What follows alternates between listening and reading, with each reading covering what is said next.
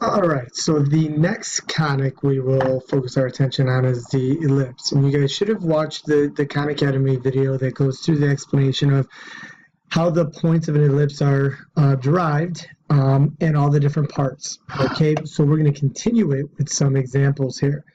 Remember, an ellipse is a set of all points in a plane, such as the sum of the distances from two fixed points is constant, meaning if I pick a point on the ellipse and I draw a line from P to F2, meaning foci 2, and F1, that sum is going to be constant, right?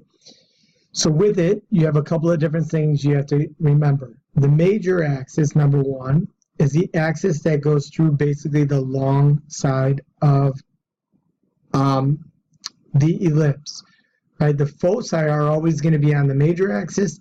The vertices will always be on the major axis. So here you have a vertex, right? Here you have a vertex. But now the other side has what we call co-vertices. So this is a co-vertex, and this would be a co-vertex. Now, those co-vertices are on what we call the minor axis. Okay?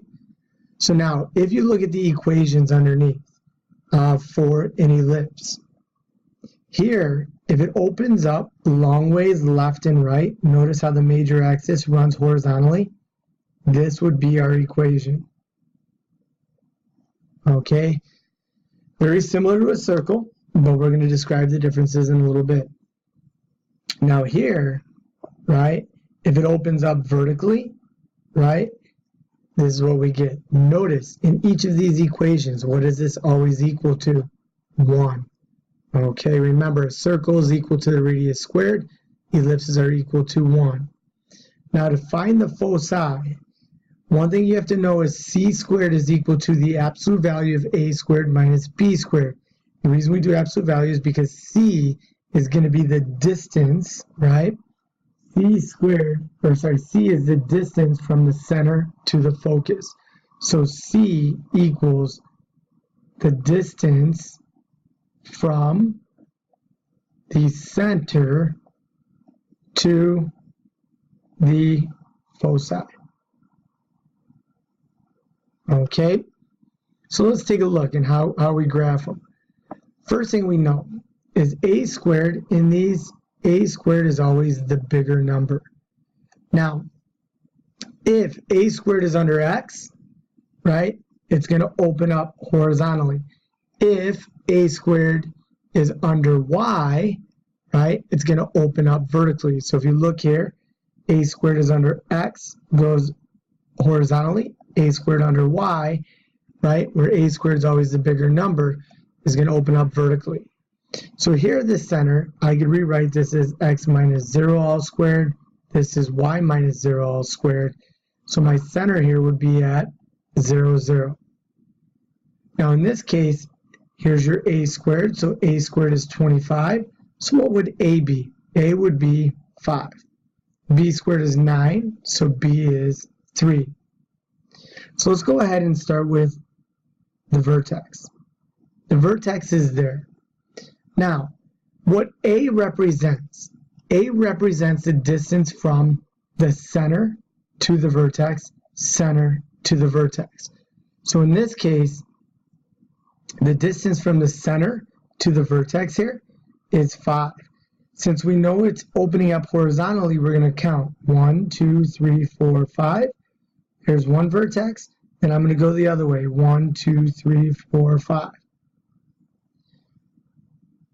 Now, the next one, b squared is 9, so b is 3. That is the distance from the center to the co-vertex. So up 3, and then I'm going to go down 3. And right now, what you get is your ellipse here. So your vertices in this case would be at negative 5, 0, and 5, 0. Your co-vertices would be at 0, 3, and 0, negative 3. Since your major axis is horizontal, it's going to be the equation y equals, and what does that constant y value, 0. Then the minor axis is a vertical line, so it's going to be x equals 0. Now to figure out where the foci are, remember, c squared is equal to the absolute value of a squared minus b squared. So c squared in this case is equal to the absolute value of a squared is 25 minus b squared is 9. So c squared is equal to the absolute value of 16. Oops. So c is basically equal to 4. Now what does that mean? Well, what that means is if c is the distance from the center to the foci, we're going to go to the center and we're going to go 4 units to the right. 1, 2, 3, 4. There's one focus. And the other one is going to be 4 units to the left, right here. So my foci are going to be at -4, 0 and 4, 0. Remember, those are always going to be on the major axis. Okay? Let's take a look at another one.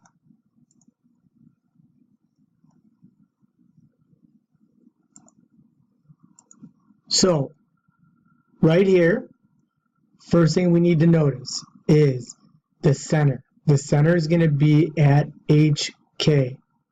So, if this is H and this is K, what's the opposite of -1? 1. What's the opposite of 2? -2. So right away, I look at that. A squared, remember, this is A squared because it's a bigger number. This is B squared. So A squared is equal to 10. So A is the square root of 10. B squared is 4. So B is 2. So what we're going to do is we're going to go over here and we're going to start by graphing that. The center we said was at 1, -2.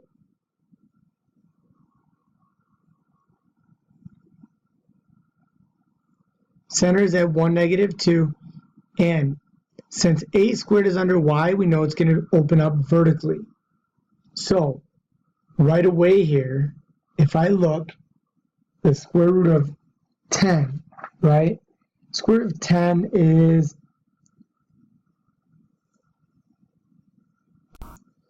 so the square root of 10 is about 3.16 or 3.2.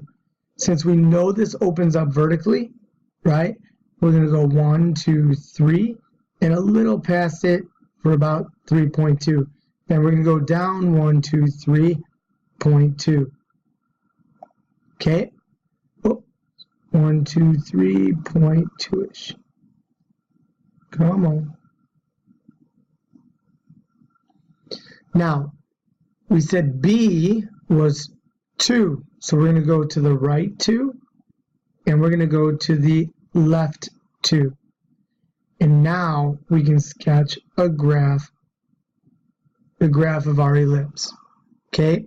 Now, right away when we look at our vertices, right?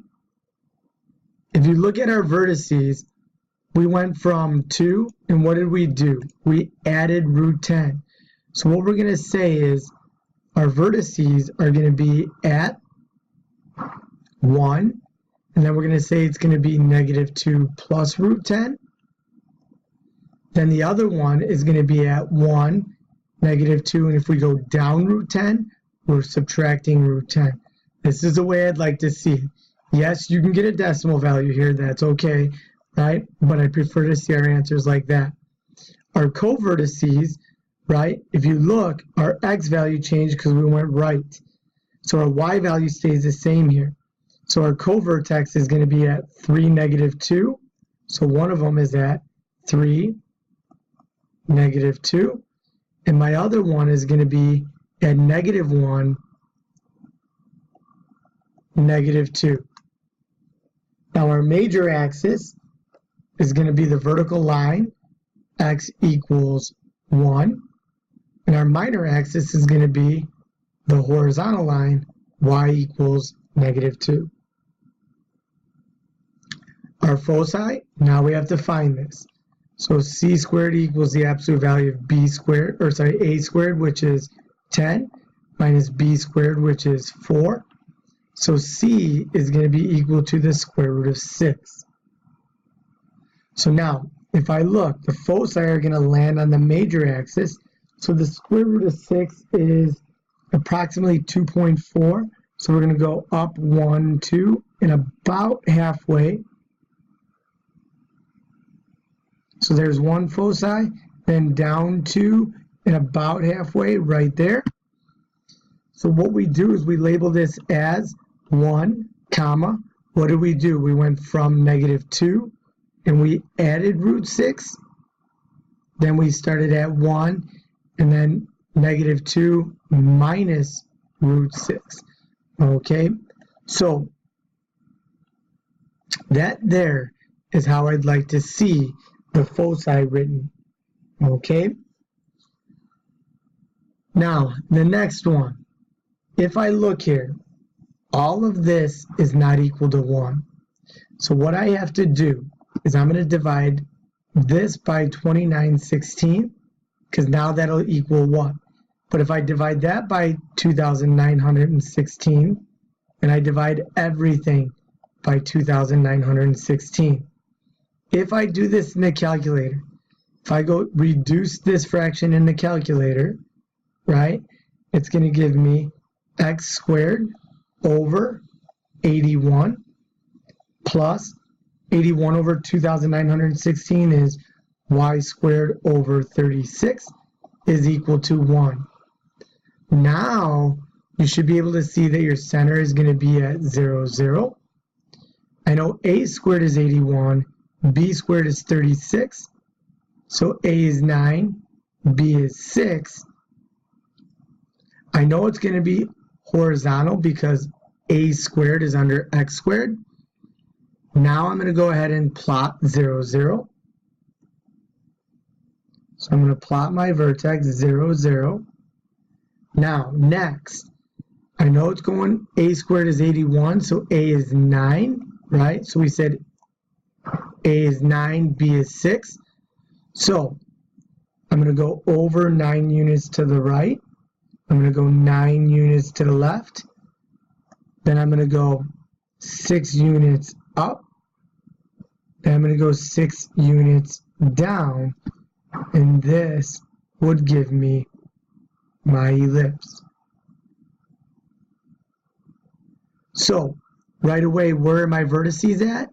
Well, my vertices are going to be at 9, 0 and -9, 0. My co-vertices are going to be at 0, 6, 0, -6. My major axis is y equals 0. My minor axis is x equals 0. But now for the foci, c squared equals a squared, which is 81 minus 36. So c is equal to the square root of 45, which we should know that breaks up to root 9 times root 5, which is 3 root 5.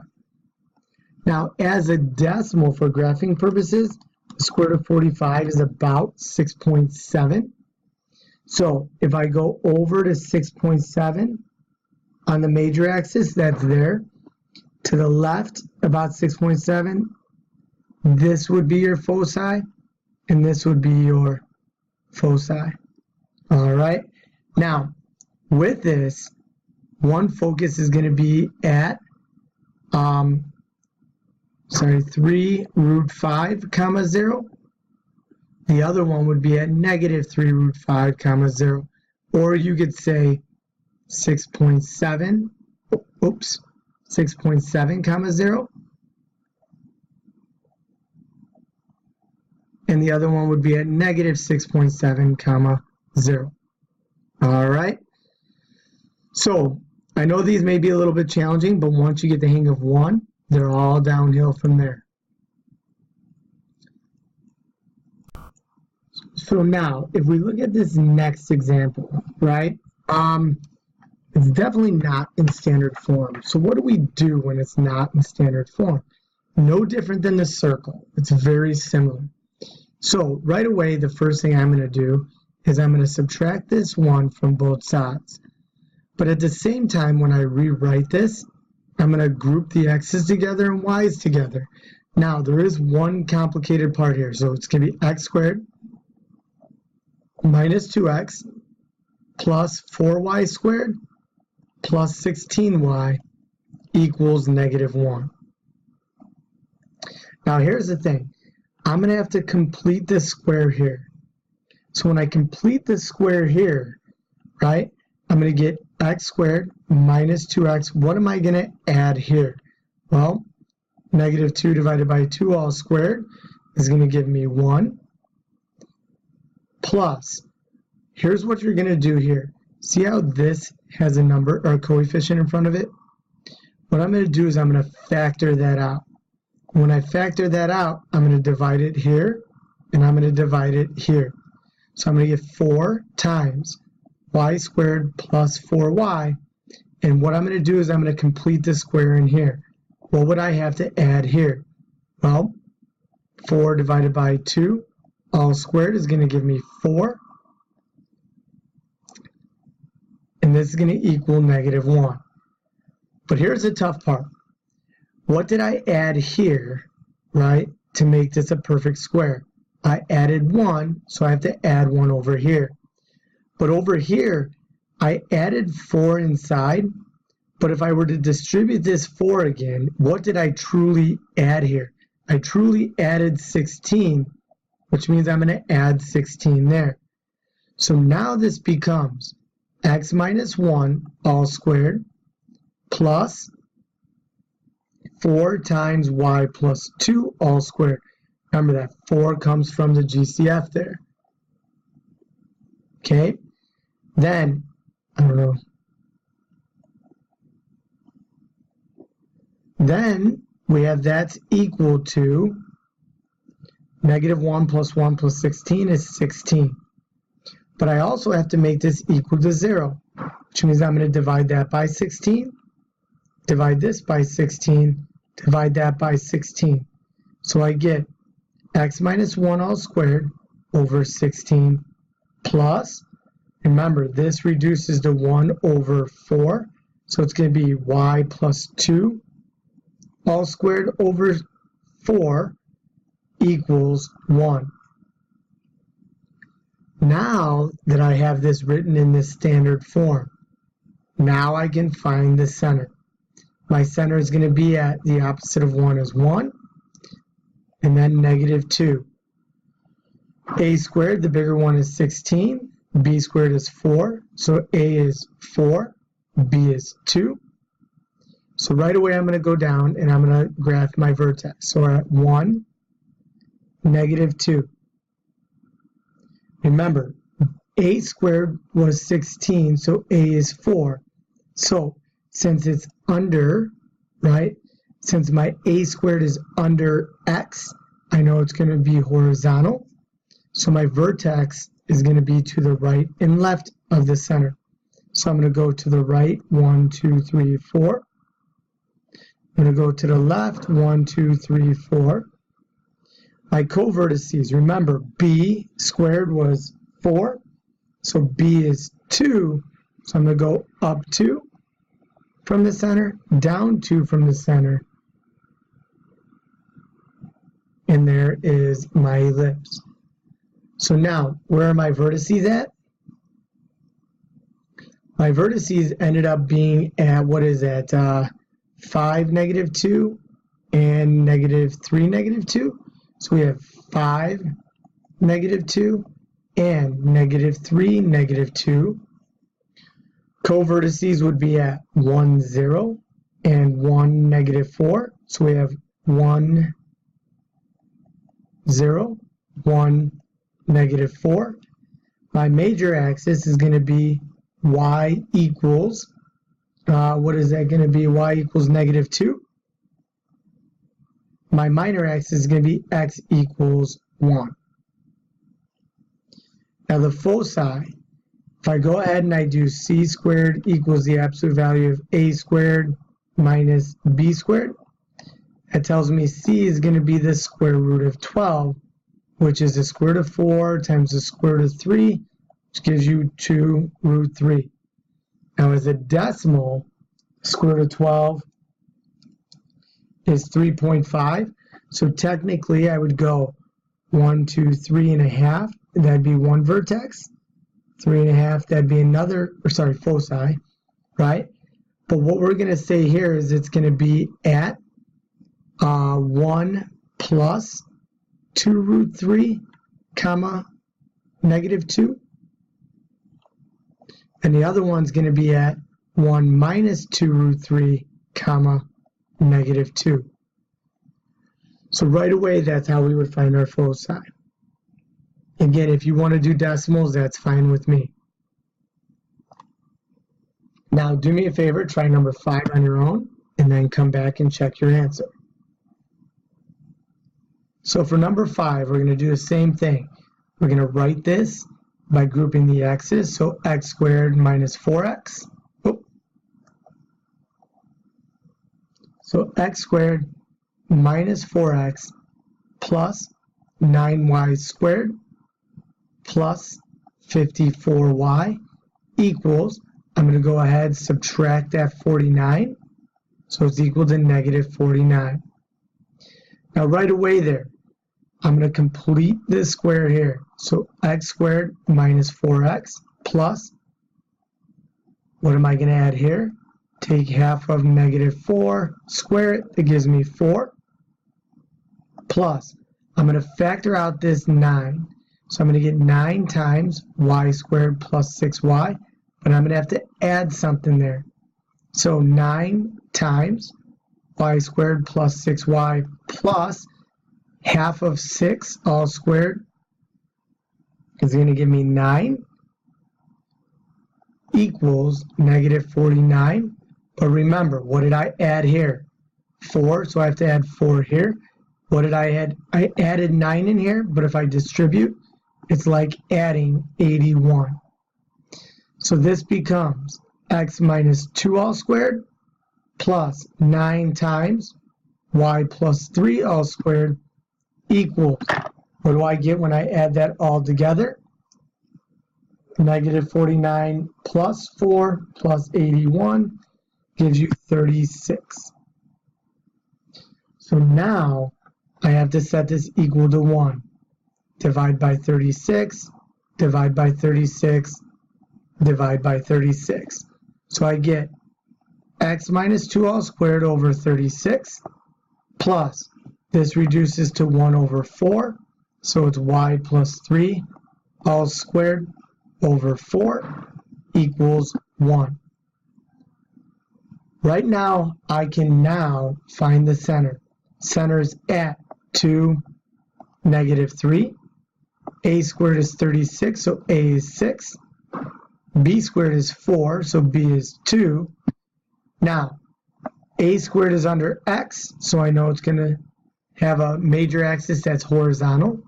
So let's go ahead and plot the vertex here. So we have 2, negative 3. 2, negative 3. Now, we said A squared was equal to 36, so A is equal to 6. So we're going to go, since the major axis is horizontal, 1, 2, 3, 4, 5, 6. Then left, 1, 2, 3, 4, 5, 6. B squared, we said B squared was 4. So B is 2. So we're going to go up 1, 2, down 2, and right away, there we go. So now my vertices are going to be at 8, negative 3. My other vertex is going to be at negative 4, negative 3. My co-vertex is going to be at 2, negative 1. My other one's going to be at 2, negative 5. Major axis is a horizontal line, y equals, remember it's going this way. So what is it? Y equals negative 3. Minor axis is the vertical line here. So that's x equals 2. c squared equals the absolute value of 36 minus 4, which gives you the square root of 32, which is the square root of 16 times the square root of 2, which is 4 root 2.